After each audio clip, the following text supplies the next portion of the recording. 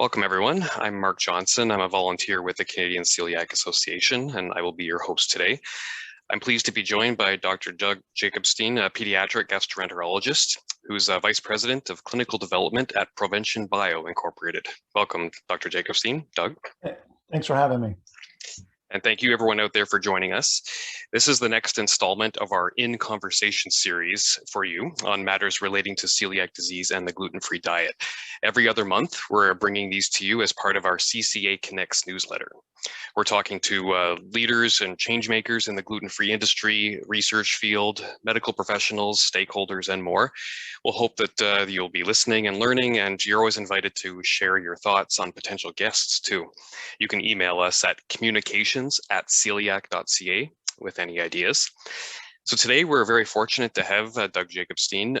In his current role, he serves as the clinical lead for Provention Bio's Phase 2b clinical trial in non-responsive celiac disease.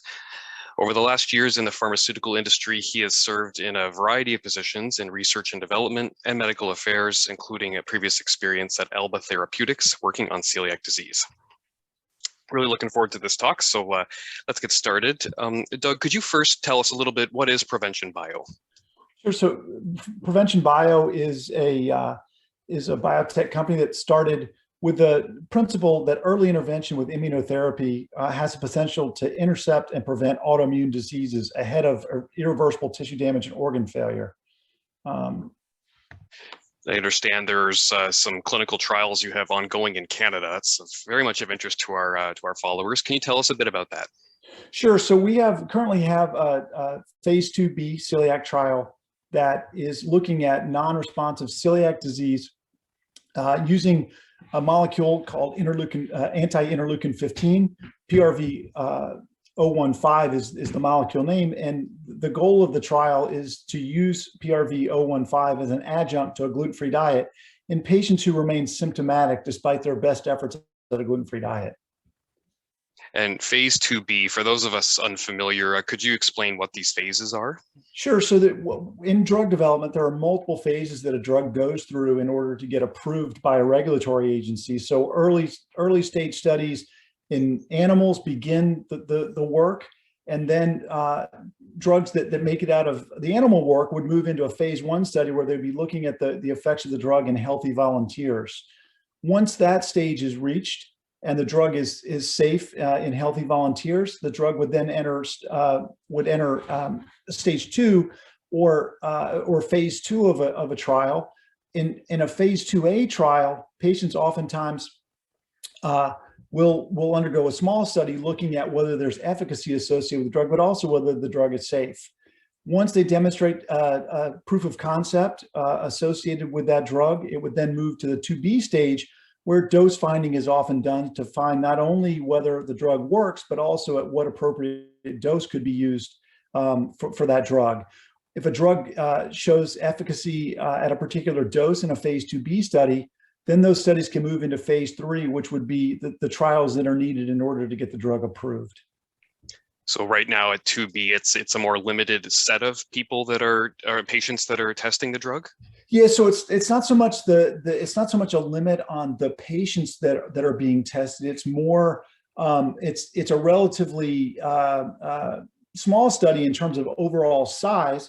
We're looking to enroll 220 patients in our current Phase 2b study, but it's also looking at multiple doses compared to a placebo or a sham drug that has no effect. So usually you'll use multiple doses of a drug, test those multiple doses against a placebo, and see which level or dose of the drug works the best. And this is happening in the United States and in Canada? Yes, so the trial is ongoing. We're involved at sites in the US, Canada, and also in Spain and the Netherlands currently. And so for those of us in Canada, like we are on our side, what exactly is involved in signing up or finding out if someone is eligible to participate? Yeah, that's a great question. So the simplest way to find out whether one's eligible would be to go to a website that's created that we have called PROACTIVECeliac.com. So on that site, there's a lot of information about the trial, but there's also an opportunity on that site to participate in a small survey. In that survey, you'd answer several questions about your celiac disease, things like how long have you had the diagnosis, do you continue to have symptoms, among other questions. If you meet the inclusion and exclusion criteria for the trial, then you would then be told that you meet that inclusion exclusion criteria. And if you're interested in participation, your name would then be referred to a call center where they would reach out to you to potentially send you to a local site in Canada where you may be able to participate. So we are trying to link up patients to sites in their area. And so by filling out the survey and then responding to the phone call or the follow-up call, this would allow you to see if you're eligible to participate. I know sometimes the locations might be very distant from where we are. Where exactly in Canada is this happening? Yeah, so currently we're at 2 sites in Canada. We're at McMaster University in Ontario, and then we're also in Edmonton at Royal Alexandra Hospital in Edmonton, Alberta. So those are the 2 sites currently. Again, we typically would try and refer patients who are within 100 miles of that site to the site if they qualify for the trial. So again, there are opportunities to participate anywhere you live in Canada. However, to your point, it may involve some travel, some extensive travel if you're not within one of those 2 areas currently. Okay. Yeah, you said 100 miles. I think that's about 160 kilometers. Correct. So definitely Alberta, and then McMaster, in case anyone's not aware, is Hamilton, Ontario. So the Greater Toronto area is definitely within that area. Is there coverage or a compensation if someone has to travel for the testing? Yeah, that's good. So we do provide reimbursement for any travel that's involved with the study. That reimbursement is worked out through both the local site and what we're allowed to offer in terms of compensation. So they both would depend on what the site has worked out, but also what we've worked out with the local investigational review boards and things like that who control compensation for patients. So. Okay, that's good to know. So bottom line, if it's within someone's ability to travel to one of these locations, even if you don't live near there, you should still put your name in and apply? Absolutely, if you're interested, absolutely, yes. And that was proactiveceliac.com in case. That's exactly right, yes. And if you go, like I said, if you go to that site, there's additional information about the trial. There's information about celiac disease, about the molecule PRV015. And so all those things are available. But again, there's also the opportunity to connect to a link that links you to a questionnaire for patients who are interested in participating to see if they qualify. And I'm sure normally you'd probably try to look at a somewhat like a representative sample, or are there any minimums or maximums in like age, for example? Sure. So we do have age requirements. We're looking for patients between the ages of 18 and 70 for the trial. Again, that would fall in that category of questions. Number one, that you'll be asked on that brief survey, but then also what's included in what are called inclusion exclusion criteria for the study, which are just kind of a laundry list of things that we look for to make sure that we capture the right patients for the trial. I know I might be jumping ahead a little bit, but for the parents out there who are concerned about their children suffering symptoms, is there the potential in the future to include children? So ultimately, yes, there's no plan currently to look at children associated with this phase 2B trial. So again, the limits would be 18 would be the youngest that we could allow in the trial. If the drug is successful and moves into phase 3, there is the potential that we could enroll some older adolescents in the next trial, but that will be determined at a later date. Okay, so for now, 18 to 70, and if someone was to apply now, they might find themselves eligible for the phase 2B or phase 3? So the phase 3, not currently, but just for now for the phase 2B trial. So and the thing that I would say is it's important. I think it's important and it's worthwhile for patients to participate in any type of research, whether it's a clinical trial like this or just research at the local level with an investigator who's maybe doing epidemiologic studies or things like that are associated with celiac disease. But what I would encourage people to do is continue to check back with organizations like yourself, like with the CCA, who remain in direct contact with with current studies that are going on. And if you don't qualify for this trial, there may be an opportunity on down the road for participation in another trial. And you're collaborating with like researchers in Canada at McMaster and in Edmonton? That's correct. Yeah. So we have local, what are called principal investigators at the site. They work close in hand with us, and then they have a team of researchers that they work with at their own site. So they have what are called sub-investigators, and then they also have study coordinators, pharmacists, and other people who are involved in the trial at the local level. Again, all through coordinated effort with Provention Bio.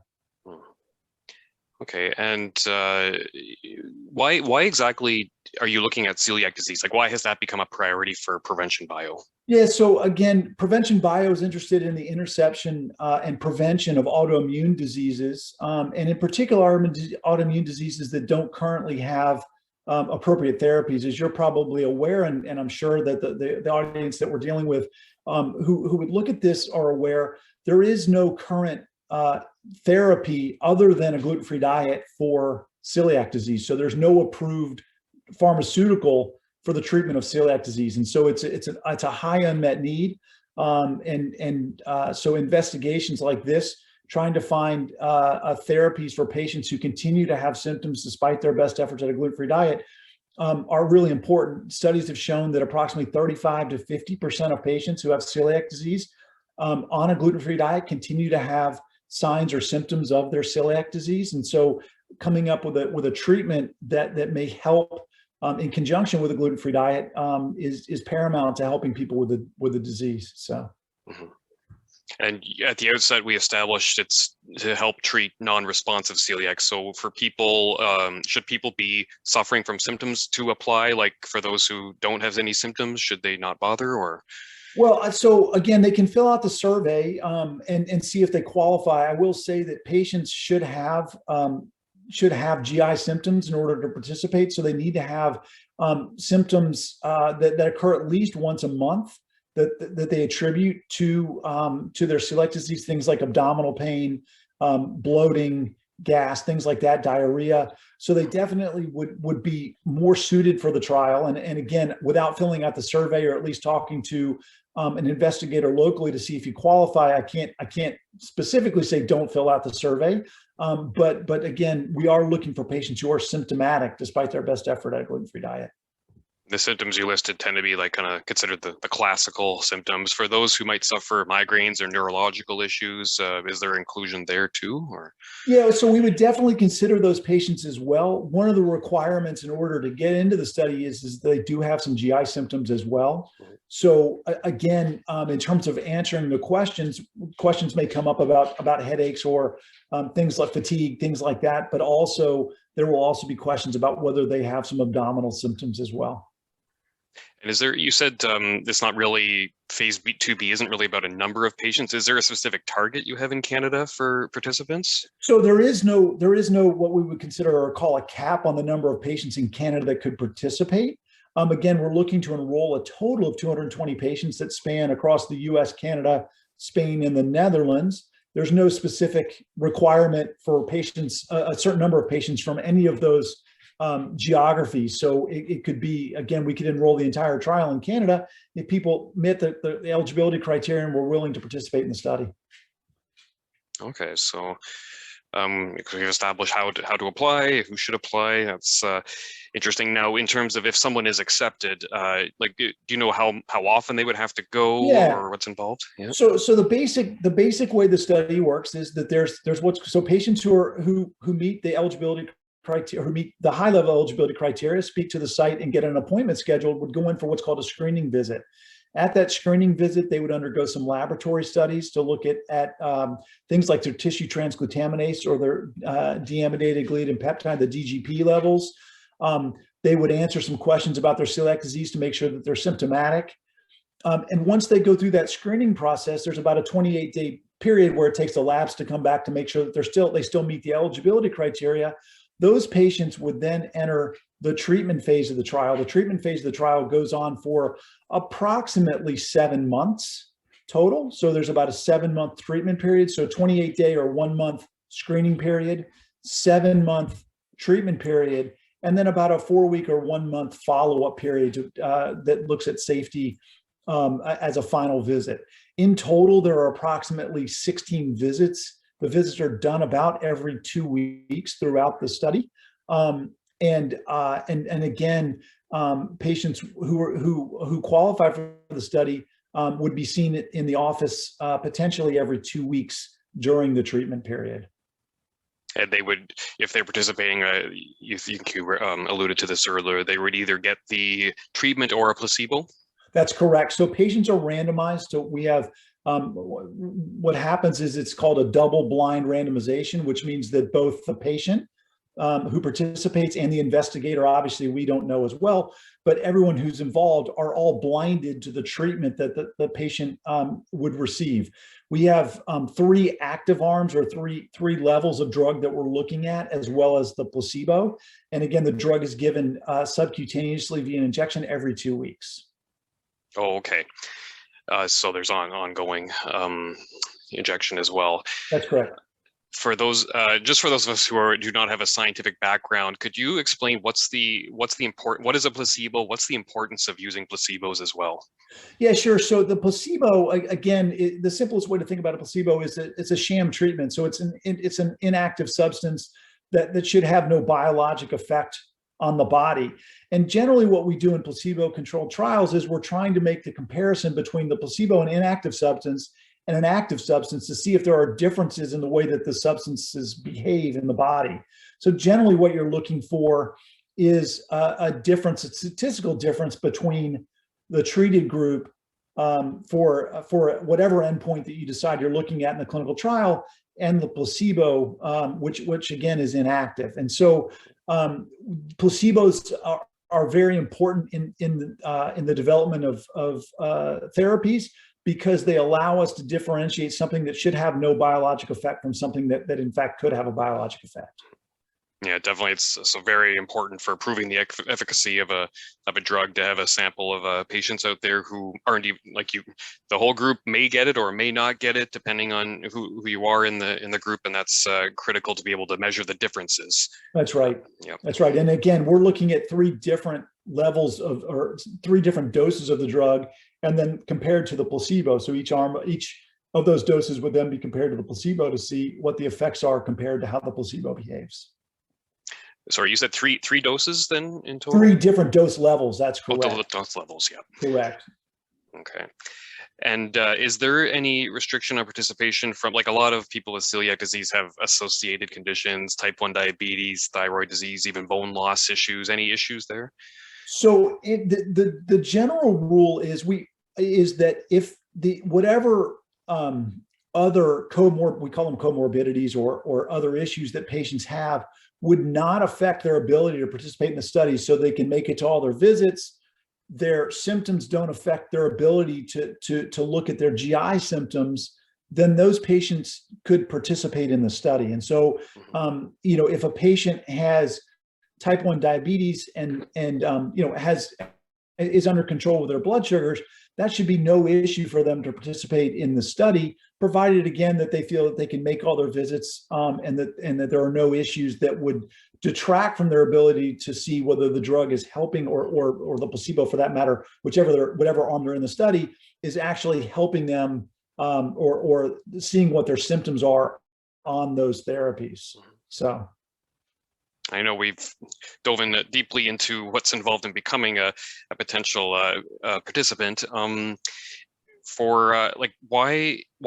can you explain why exactly is it important for Canadians to participate in clinical trials like this more generally? Yeah, so as I mentioned, again, for celiac disease, there is no approved pharmacotherapy for the disease, and every step that we take, we learn more about the disease state. We learn more about the behavior of the disease, regardless of whether the therapy is effective or not. For people who have celiac disease, there's a lot of education that can go on, and there's a lot of information that we can get from participation in the trial. And so we learn more about the disease with every study that's done. For those who participate, just to kind of step back in terms of what the actual effects of this therapy could be, if someone participates and they get the therapy, someone who is suffering symptoms, like what could they expect to happen? Like would the symptoms alleviate? Is that the intention? So every trial has different outcomes or objectives of the trial. This trial is looking at whether the drug PRV-015 has the ability to help attenuate the symptoms that they're experiencing. We also look at a whole host of other things. We look at the safety of the drug. So are there any side effects that we see with the drug? And all those things will be evaluated at the end of the study. And I'm not sure if we covered exactly where in the phase 2B process we are. Are you able to share anything about initial results so far, or are we too early? So no, unfortunately, no. And we honestly don't have any initial results to share anyways. In general, with trials, there's an endpoint, there's a trial length. So once you hit, you have patients that enroll in the study. And again, depending on what that study is, you have what's called the sample size. Once you enroll that sample size and all the patients make it to the end of the study, then you would unblind the study and look at the results of the study. And so until that point, we wouldn't have any results to share with anyone about how the study has done. So we won't have any results until the end of that study. And do we know when that might be? So we are looking to release results, what are called top-line results, or the first results from the study, at the end of 2023. Okay. Yeah, it's understandable. You can't comment on a study that's in progress, but after phase 2B is completed, do you publish peer review research, or is that much farther down the road? So typically, yes. So typically what happens is once the study results come out, that they would end up in a manuscript or a publication that's associated with the trial. Generally speaking, even if the trial were not to show efficacy, if it didn't work, the results still should be published. And that would be a goal of ours once the trial finishes up. Okay, and we'll definitely look forward to reading that. I referenced about how many with celiac disease have other conditions. I'm lactose intolerant, for example, but I wouldn't compare that to the struggles of type 1 diabetes or thyroid disease, certainly. Are there any other diseases, gastrointestinal or otherwise, that you have ongoing trials for?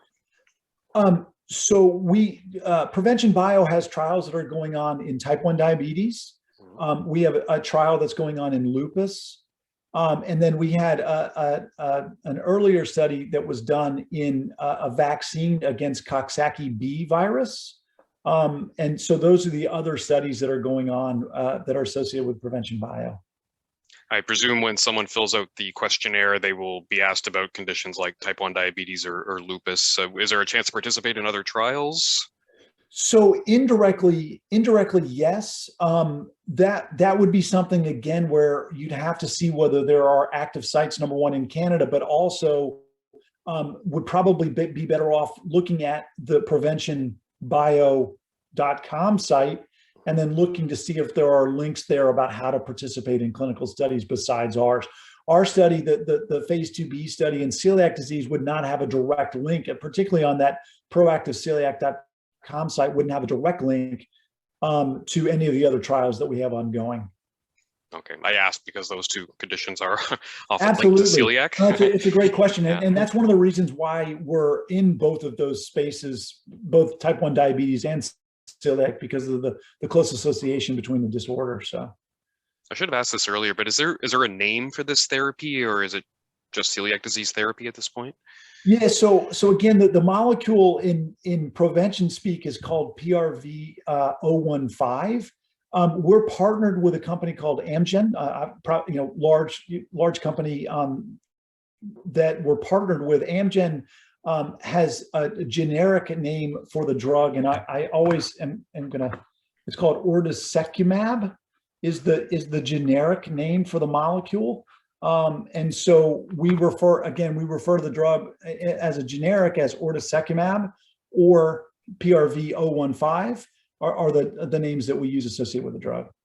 So proactiveceliac.com is what we need to know for now. That's correct. We'll stick with That's that. correct. So apart from the PROACTIVE Celiac Study, does Provention Bio have any other drugs or treatments or vaccines, anything in the pipeline related to celiac?